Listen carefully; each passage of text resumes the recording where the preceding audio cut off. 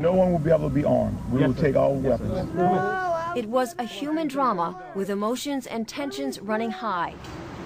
Patty Connie is still trying to recover physically and emotionally. They really did a number on me. From the day police forced her from her home. It was traumatic. All of a sudden, they were banging on the front door, the side door, and the back door. And they said, "Let us in." Patty tried to explain. She was on dry land, she had plenty of food and water, and didn't want to abandon her dogs.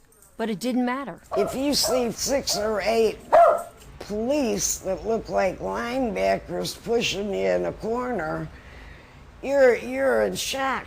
I'm saying, look at all my food. I got plenty of food. They kept pushing me back, and ended up like this. Then, Patty showed them a small revolver she was carefully holding in the palm of her hand. A camera crew was there to capture what unfolded next. I said, "It's not even loaded." And I dropped it on the floor. You got a gun, relax. Well, they punched me in the face. Relax now. Look at my black and blue marks. Look at what they did to me. They dragged me out of here. I really thought they were going to kill me. I really did. We were coming back across the lake is when we got stopped by Coast Guard and St. Tammany Sheriff's Department and the National Guard by gunpoint. We had identification. We were coming back from a house that we were taking the weapons out of so criminals wouldn't break in and steal them. And we've had policemen tell us that that's what they wanted us to do, but not the sheriff in St. Tammany. They just wanted to confiscate them from us. We felt like criminals at the time when they come up to us with M16s or AR-15s, whatever it was, but there was 4 of them with rifles and holding on us with our hands in the air until they got in our boat. So they got on the boat and they asked us, "Do you have any loaded weapons?" Yes, we do. They're in the 2 back compartments. Wayne went to show him where the gun was, and he screams, "Don't touch it. Don't even move. I'll get it." I thought it felt like it was un-American and then we had been violated when they took like I say, we were shell-shocked. We were just sitting around looking at each other and said, "We just got our guns taken away from them." They took them. And they didn't have a right to take them. They didn't have a reason to take them. That was the thing. We did nothing wrong. But they took them anyway. He said, "Be thankful we're taking your guns here." Why should I be thankful? Well, if they catch you with them on land, they're going to take you straight to jail. We live in proof that all they have to do is say, "Look, this is the law." You had that feeling that you were violated. They took something from you. They stole something from you. That's the only way to put it. They took something that they didn't have a right to take. What'd you come and get my gun for? I'm a good citizen. Marie Galatis, a Baptist minister, faced the same story in her neighborhood.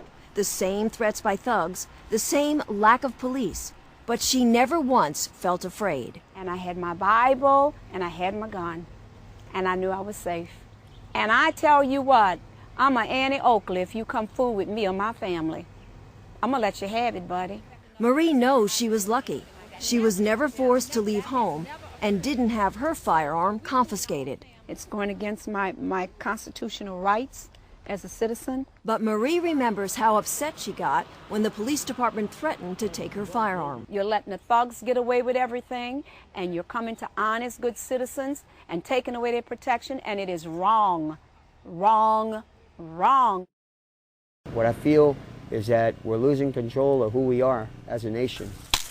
Robert Zoss was forced to evacuate when a tree destroyed both of his family's homes. Loaded with dogs, kids, people. Then, as they were exiting through downtown, the unexpected happened. These cops came out of nowhere, said stop, and asked, "Do we have weapons in the car?" And I told him, "Yeah, I do." He said, "Get out the vehicle," had us all sit cross-legged in front while they searched the vehicle. I had a .22 long rifle. My tenant's girlfriend had a .22 pearl handle revolver given to her by her grandmother or grandfather. But Robert couldn't believe what he watched police do next to his rifle and his friend's pearl-handled revolver. I saw them smash her gun given to her by grandmother, grandfather, just against the curb. The other things that they busted up, the .22 rifle they busted up, these were police officers that went too far. We didn't have any rights. I mean, they treated us like criminals. They treated us like if we were in a third world country. I was scared because these guys weren't doing it by the book. There was mayhem. New Orleans police did not have control of the city anymore. So the only plan they thought, I guess, was to take the guns away from the people. Heed the warning of what this was. You know, this is like Australia. All of a sudden, boom, they got our rights. Okay, this is a Browning 270. It's my deer rifle. And this is a Savage 7mm 08. This belongs to my grandson. And this was the two rifles that they confiscated. We left about 6 o'clock in the morning. We started across Lake Pontchartrain. As we came out under the drawbridge, a St. Tammany Parish sheriff's boat run up with their lights flashing, told us to pull over. So we pulled over, and they pulled in about 20 foot from us. And they had 5 guys in the boat, and they had assault weapons, and they pointed them at us and asked if we had any weapons on board. I told them yes, we had 2 weapons. They said, get at the back of the boat with your hands in the air. We're coming aboard to search. They got the guns. They opened the case and looked at them. I was standing at the back of the boat with my hands in the air. Automatic rifles pointed at you. I mean, you don't have any choice. I mean, they didn't just have them pointed from their hip. They had them up at their shoulder pointed, you know. I mean, they weren't playing. They asked where we were going. Told them we were contractors for Pala Interstate. We were going to New Orleans to find a route to come in with a barge. So they said, okay, we're seizing these weapons.